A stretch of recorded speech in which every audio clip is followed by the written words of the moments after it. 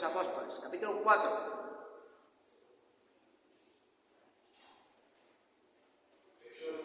Hechos 4, versículos 34 al 37.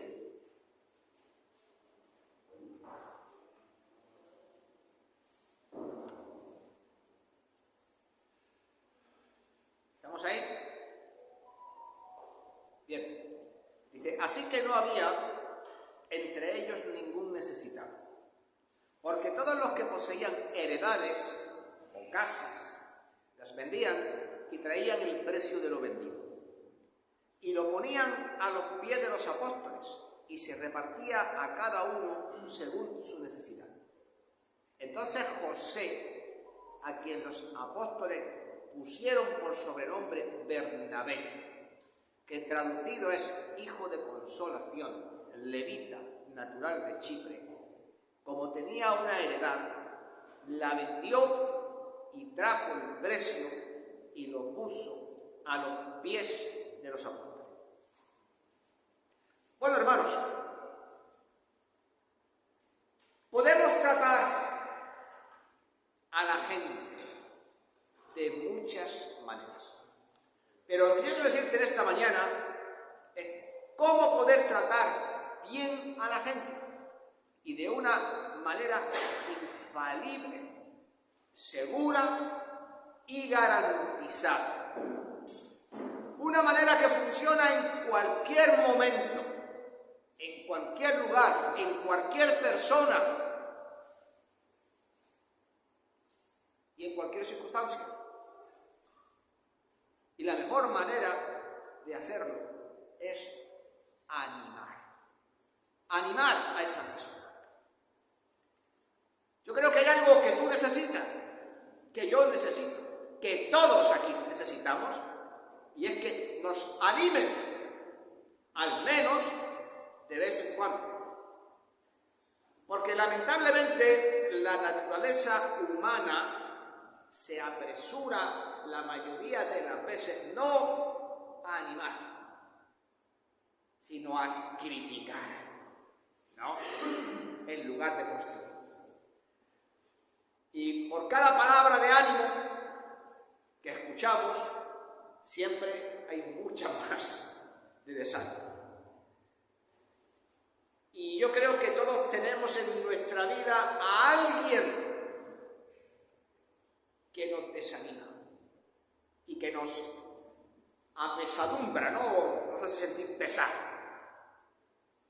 Y por eso, en esos momentos quizás nos vendría bien, ¿no?, que alguien nos diese una palabra de ánimo y de aliento.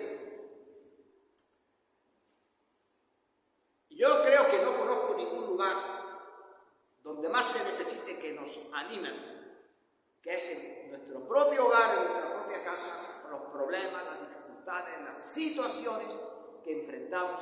Y también, cómo no, es que en la iglesia no hay problemas, es que en la iglesia hay situaciones que enfrentamos también, que necesitan que nos animen, que nos estimulen para poder progresar y seguir adelante. Pues por supuesto que sí. No sé si os habéis dado cuenta, pero todos nosotros somos como la columna vertebral. Todo el mundo sabe de qué estoy hablando. ¿Sabéis lo que es la columna vertebral, verdad? El espinazo. Bueno, pues la columna vertebral, hermanos, cuando los músculos, los ligamentos, los tendones, ¿no?, que la rodean, la sostienen, es una poderosa herramienta. Nos permite estar erguidos. ¿Sabéis que si esos músculos, tendones y ligamentos no estuvieran, sabéis lo que pasaría? Andaríamos doblados para adelante, ¿vale? Y además, esos músculos en conexión con los huesos y todo lo demás te permiten en determinados momentos levantar grandes pesos. Sino que se lo digan a los que trabajan con ancianos. Por ejemplo, son cuidadores de otras personas. Pues bien, sin embargo, fijaros bien que si la columna vertebral perdiese el soporte de los tejidos blandos que la rodean, todos estos que he mencionado, ¿qué pasa? Que se doblaría como una goma ante el más mínimo peso. De igual manera, quiero que entendáis esta mañana que sin el apoyo de otros, también nos derribaríamos rápidamente ante las críticas y ante las situaciones que a veces estamos viviendo.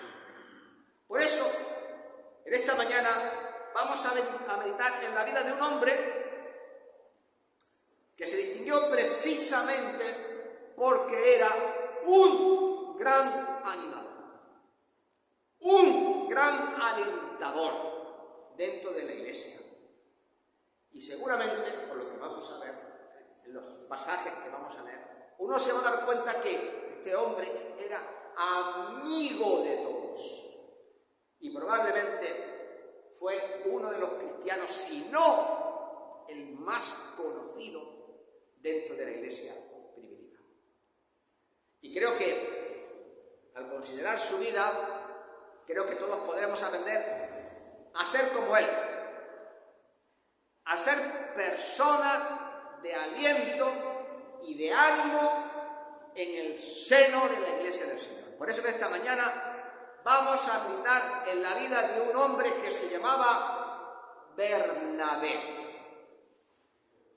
Porque estoy seguro que si hacemos el propósito, todos podemos llegar a ser un Bernabé. Todos podemos llegar a ser hombres y mujeres de aliento, estímulo y ánimo para la iglesia. Bien, dice el versículo 36.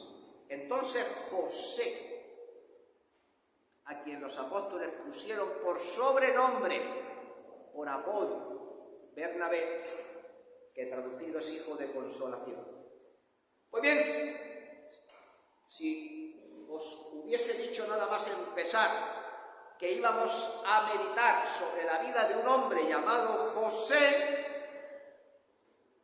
seguro más de uno se estaría preguntando, sí, pero ¿cuál? Tenemos José, el hijo de Jacob. Tenemos José, el padre de Jesús. Tenemos José de Arimatea, que se le vienen ahora mismo a la mente. Pero claro, que en el momento que uno dice Bernabé,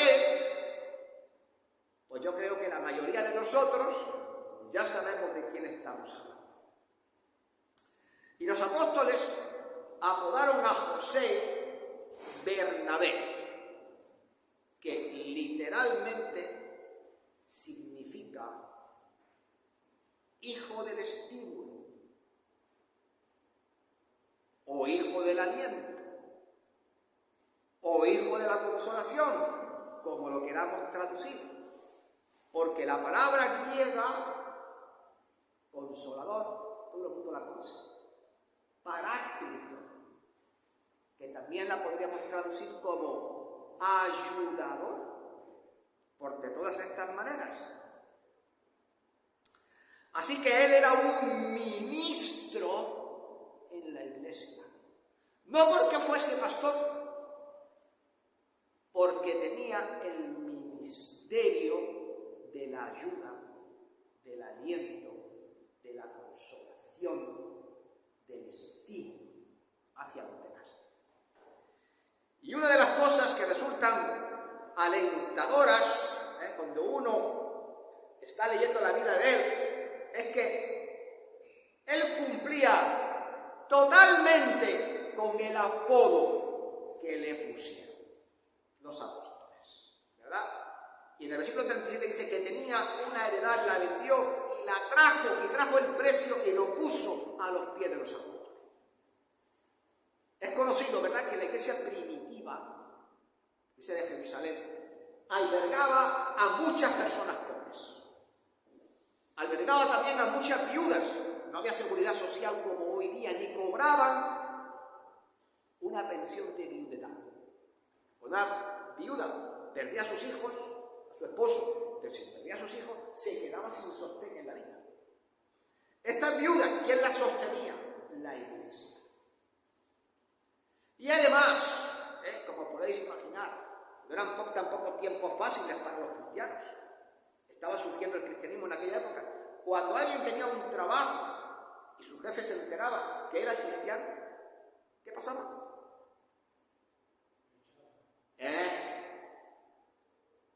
Exactamente. Entonces la iglesia ayudaba a todas estas gentes. Y además de eso, si seguimos leyendo el libro de Hechos, hubo un gran avivamiento en aquellos tiempos. Y ese avivamiento se había producido en el día de Pentecostés. Más de 3.000 personas se convirtieron aquel día en Jerusalén. Y muchas de ellas, de estas personas que habían recibido al Señor, ¿qué hicieron?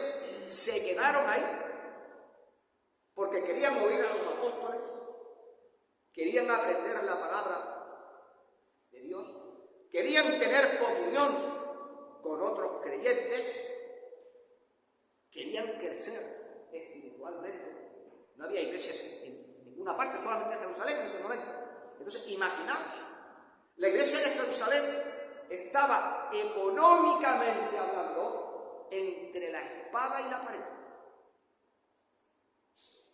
Pues Bernabé, siendo un animador, un alentador, un ayudador, tenía una valiosa propiedad.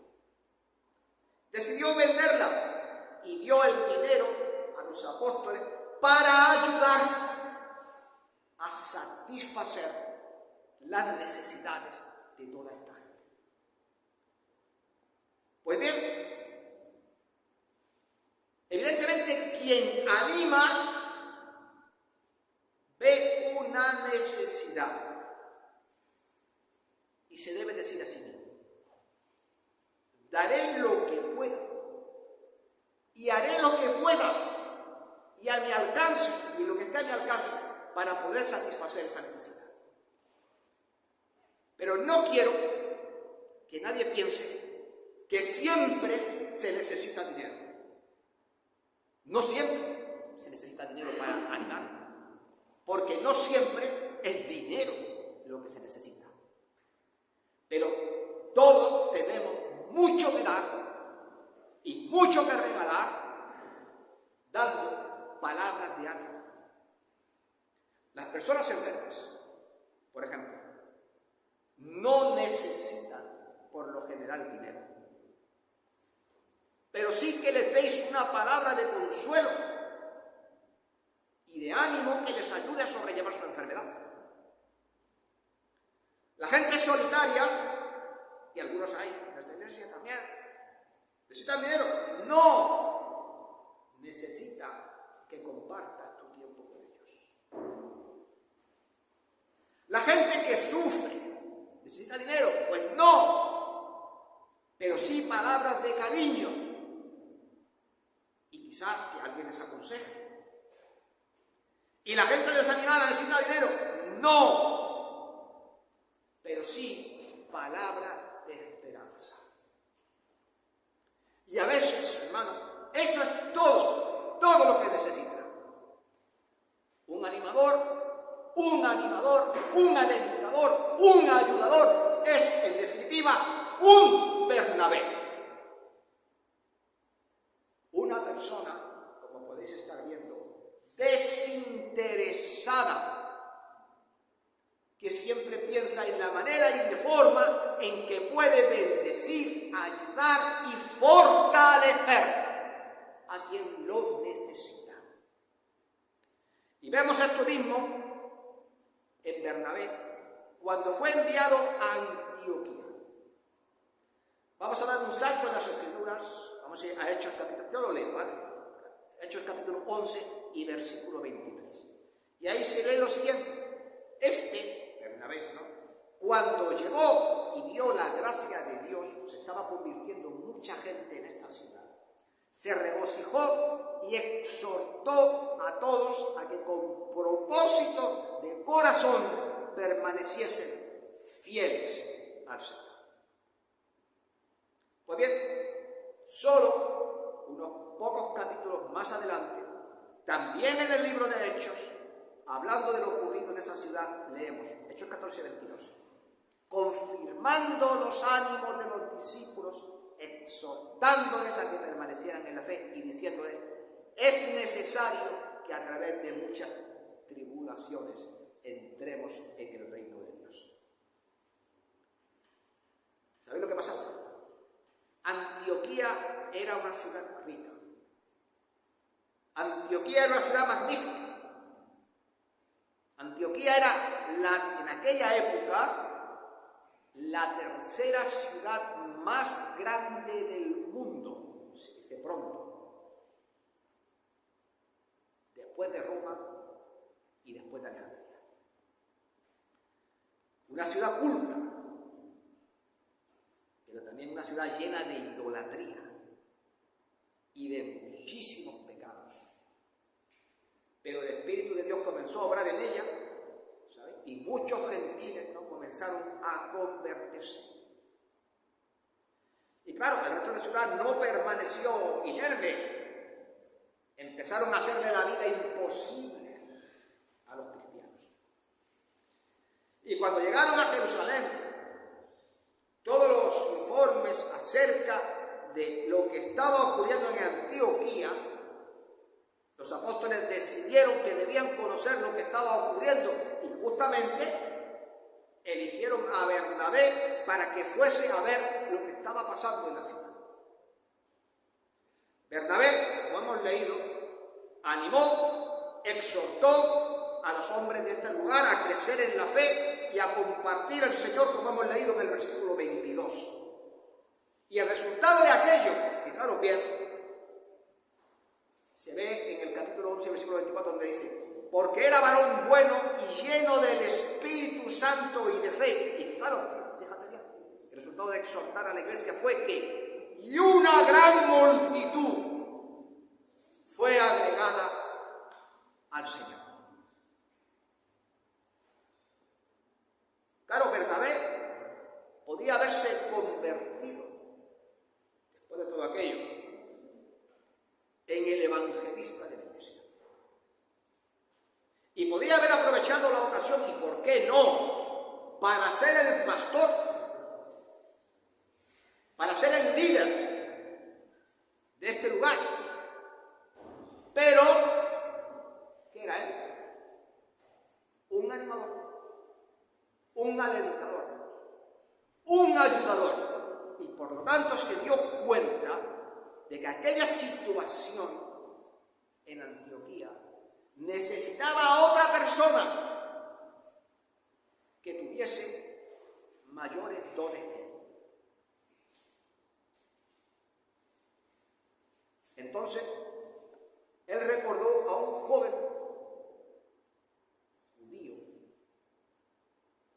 muy erudito, que había conocido en Jerusalén. ¿Sabéis a quién me refiero? A Saulo de Tarso. Bernabé sabía la excelente formación que Pablo tenía. Conocía perfectamente que era un hombre apto para enseñar y para predicar. Era un hombre que había nacido en Tarso y tenía cultura griega.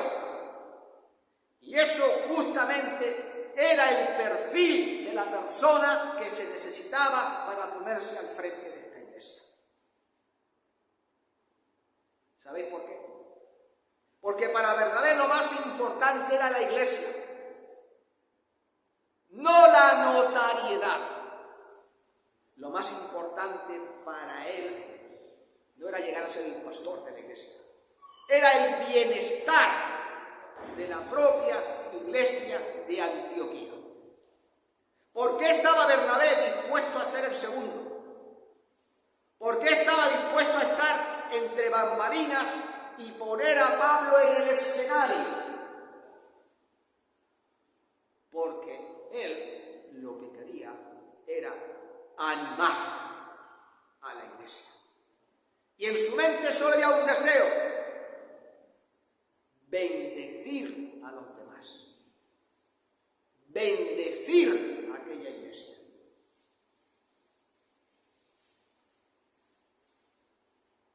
Nos deja un gran ejemplo, ¿verdad? Este no es alguien que busca notoriedad. Justo lo contrario de lo que el mundo suele hacer. A todo el mundo le gusta estar en el escenario, que te vean, que te alaben, que te digan cosas bonitas, fantásticas, pero este no era su objetivo. Pero recordemos algo más. Creo que tenemos que recordar a Bernabé por muchas más cosas. Vamos a dar marcha atrás en la historia. Y ahora vamos a centrarnos no en Antioquía. Vamos a recordar quién era Pablo. Porque Pablo, todo el mundo sabe que era fariseo, que había conocido al Señor Jesucristo en el camino de Damasco. Y desde aquello, desde que esto pasó hasta ahora, hasta este momento, habían pasado 3 años. En esos 3 años, Pablo creció en el Señor. Pablo dejó que el Señor obrase en su vida. Pero durante todos estos 3 años, ¿dónde había estado Pablo? ¿Alguien me lo sabe decir? En el desierto. Es en Gálatas. Que había estado esos 3 años retirado. Pero ahora había regresado y estaba de vuelta en Jerusalén. Y rápidamente, como podéis imaginar, se corrió la voz de que el enemigo público número 1 de la iglesia había regresado. Y por aquel tiempo, la iglesia consideraba a Pablo como ¿qué? ¿Una bendición? ¿Alguien con quien estar? Al hombre lo consideraban como el hombre más peligroso del mundo. Nadie le hablaba. Y para la iglesia de Jerusalén era el hombre más odiado y temido. Pero, mira dónde. Bernabé lo acogió bajo su protección. Y en Hechos 9:27 leemos lo siguiente: entonces Bernabé, tomándole, lo trajo a los apóstoles y les contó cómo Saulo había visto en el camino al Señor, el cual le había hablado, y cómo en Damasco había hablado valerosamente en el nombre de Jesús. Esto es el 27. Pero si vamos al versículo anterior, al 26, dice: y cuando llegó a Jerusalén, esto es hablando de Pablo, trataba de juntarse con los discípulos. Pero fijaros lo que dice: mas estos le tenían miedo. Claro, ¿cómo no? Con todos los antecedentes. Había matado gente, ¿verdad? Había asesinado, los había arrastrado, los había llevado a la cárcel. ¿Cómo pensáis que iba a ser la reacción de la iglesia? Y no creían que fuese un discípulo. ¿Qué es lo que pensaban? Este es un espía infiltrado. Gracias. Este es un espía infiltrado que quiere entrar en la iglesia. ¿Para qué? Para masacrarnos a todos. Ni más ni menos. La cosa curiosa, que cuando dice que cuando llegó a Jerusalén trataba de juntarse con los discípulos. Pablo. El verbo griego ahí está no creo que nadie sepa gramática griega, pero bueno, está en tiempo perfecto. ¿Qué es lo que está tratando de decir ahí? Pues que Pablo trató una vez y otra vez y otra vez y otra vez y otra más de ir a la iglesia y de ganarse la aceptación del resto de la iglesia. ¿Pero qué pasaba? Todo el mundo le tenía miedo.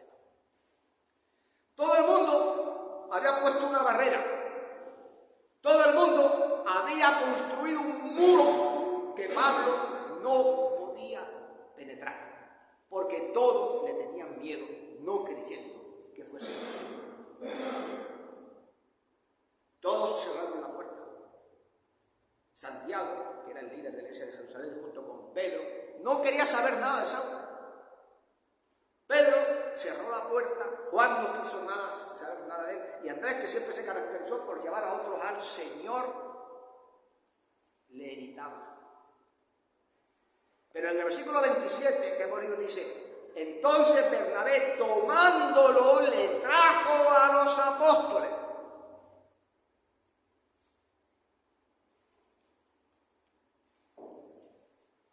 Y ahora yo os pregunto, ¿no es esto maravilloso? ¿No es eso lo que tiene que hacer un hijo de la consolación? Estáis viendo que ahí surge el alentador, el animador, y sale al rescate. Aquí viene el hombre con su paráclito dispuesto a alentar. ¿Y qué es lo que hace un alentador? Apoyar a los desvalidos. ¿Y quién era el desvalido en ese momento? Créetelo o no, era Pablo. Era un apestado dentro de la iglesia. Entonces, hermanos, el ayudador se sube al carro cuando todos los demás se bajan.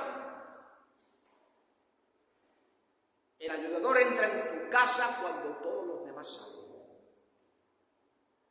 ¿Y os disteis cuenta cómo lo hizo? Vamos a leer Hechos 9:27. Entonces Bernabé, tomándole, lo trajo a los apóstoles y les contó cómo Saulo había visto al Señor en el camino, el cual le había hablado, y cómo en Damasco había hablado valerosamente en el nombre de Jesús. Nunca mencionó su pasado. Nunca aludió a sus errores. Y no dijo, ni por asombro: mirad, yo sé que este hombre era un asesino, sé que era un blasfemo, sé que por donde pasaba destruía la iglesia, y sé que metió a muchos de vosotros en la cárcel. ¿Hizo esto?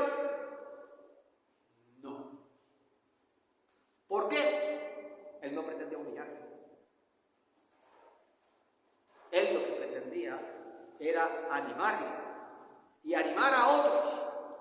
No mirar a su pasado, pero sí mirar hacia su futuro.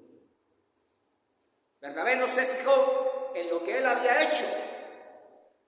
Bernabé tenía la vista puesta en lo que Pablo podía hacer. Él no vio al hombre que era antes.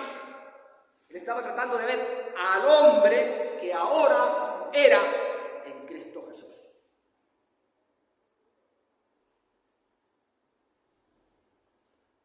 Y todos nosotros tenemos que ser igual. Y tenemos que ser cuidadosos a la hora de animar, porque a veces, ojo con lo que decimos, porque podemos hundir a la persona. Voy a poner un ejemplo que parece estúpido, pero no lo es. Yo muchas veces le digo a mi esposa: ya voy cumpliendo años y me siento viejo. Tú vas a ser viejo ni nada. Pero si mi esposa, en vez de haberme respondido así, me dice: tonto, que no eres viejo. Qué manera de animar es llamando tonto a tu esposa. Entonces tú lo intentas animar, pero por otra parte, lo estás hundiendo. Ojo con tus palabras. No seas tonto. No. Ni se te ocurra. Eso no lo hizo Bernabé. No lo hagáis vosotros tampoco. ¿Vale? Y permitidme tomar un momento para animaros a todos vosotros a que seáis animadores y a que seáis alentadores en la iglesia. Porque cuando las personas asisten a la iglesia, ¿qué es lo que tienen que encontrar? Puentes para cruzar lo que por ellas mismas no pueden. ¿Quién tiene que tender esos puentes? Todos nosotros. Y por supuesto, si alguien viene de la calle donde todo el mundo le juzga y le llenan de prejuicio y viene a la iglesia, como sobrepasaba a Pablo, ¿qué vamos a hacer? ¿Levantar barreras? ¿Levantar prejuicios? ¿O tender puentes para aceptar y amar a esa persona? Porque eso es exactamente lo que hace un animador, un alentador, un ayudador, un hijo de la consolación. Vamos a leer Hechos 15, versículos 36 al 41. Dice ahí: después de algunos días, Pablo dijo a Bernabé: volvamos a visitar a los hermanos de todas las ciudades que donde hemos anunciado la palabra del Señor, para ver cómo están.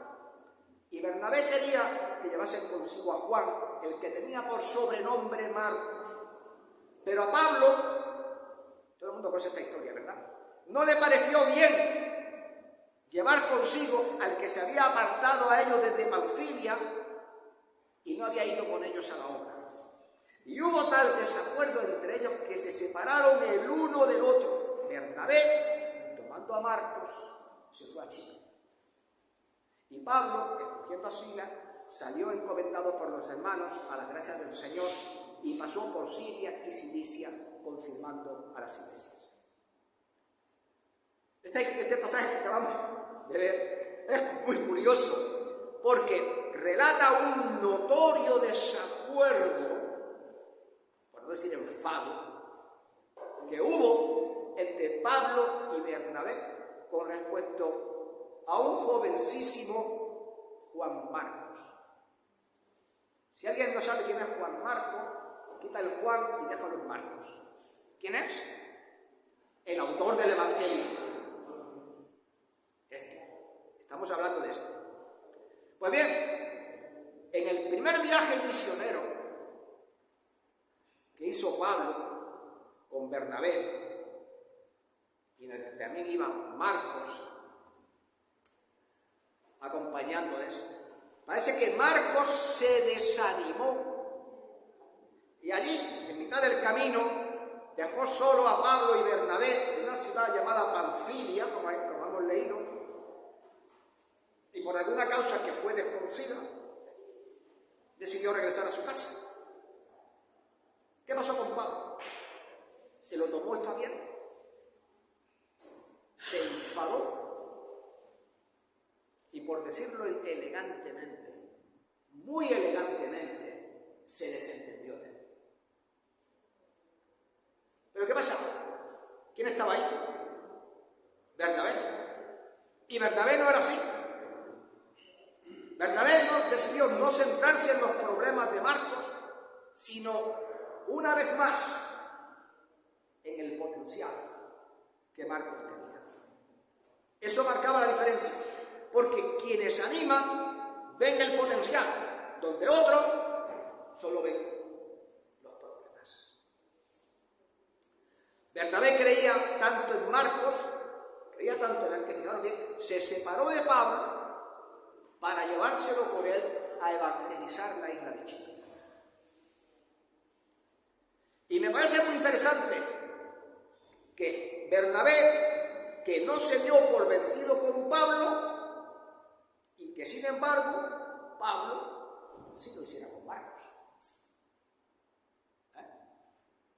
Seguramente porque Pablo no era un hijo de consolación, supongo yo. Bueno, ¿quién necesitaba a Marcos? Pues lo mismo que necesitó Pablo. Alguien que lo ayudara. Una palabra de aliento. Simplemente que alguien creyera en él.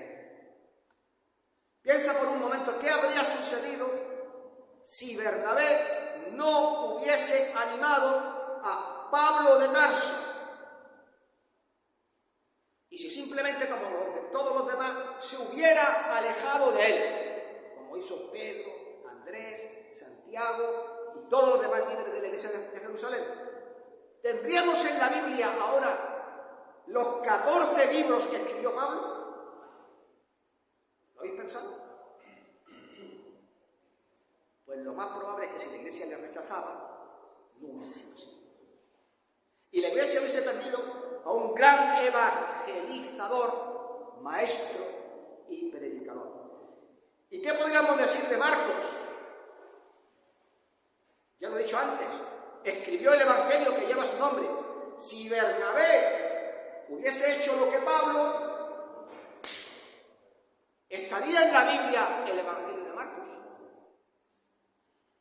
Pues lo más probable es que no. Nunca había pasado eso. Y al final, fijaros bien, cómo acaba la historia de Marcos, de Bernabé y de Pablo.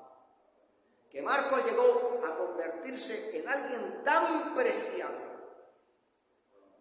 que al final de su vida, cuando Pablo estaba en Roma, en la cárcel, le escribe a Timoteo y le dice: toma a Marcos y tráele contigo,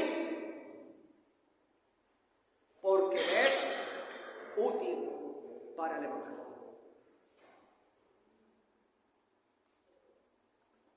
Bueno, voy a concluir, hermanos.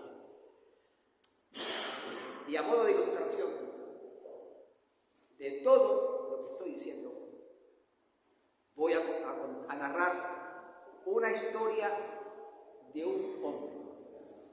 Y esa historia es real como la vida misma. Este hombre, cuando era niño,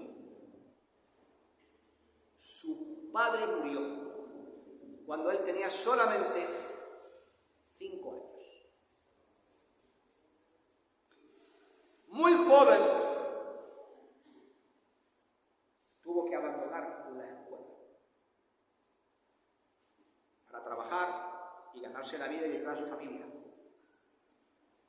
A los 17 años, había ya perdido un trabajo tras otro. Se casó con 18, tuvo un hijo a los 19 y se separó de su esposa a los 20. Menuda carrera. Se convirtió, estudió para ser conductor de locomotoras, pero finalmente le despidieron. Ingresó en el ejército tratando de hacer carrera militar, pero acabaron expulsándole. Decidió hacerse agricultor, y aquel año no hubo lluvias, no hubo cosecha, un desastre, se arruinó y lo perdió todo.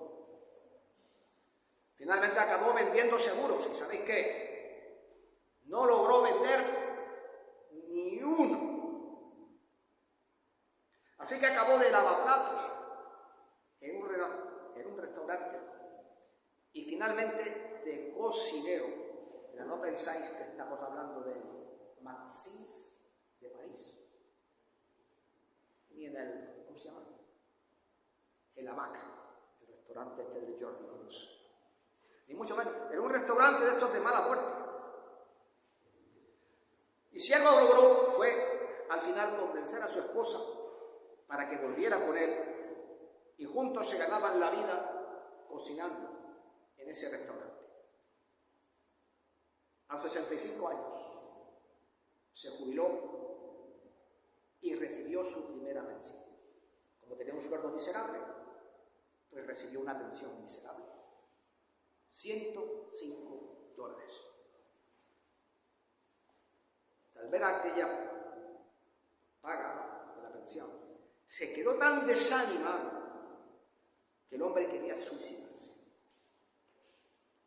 De alguna manera, la esposa se entera de lo que pensaba y le enfrentó diciendo: déjame decirte que hay una cosa que puedes hacer mejor que nadie.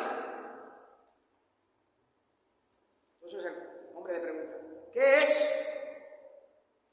Y ella le dijo: puedes cocinar. Pero él le dijo: ¿de verdad lo que es?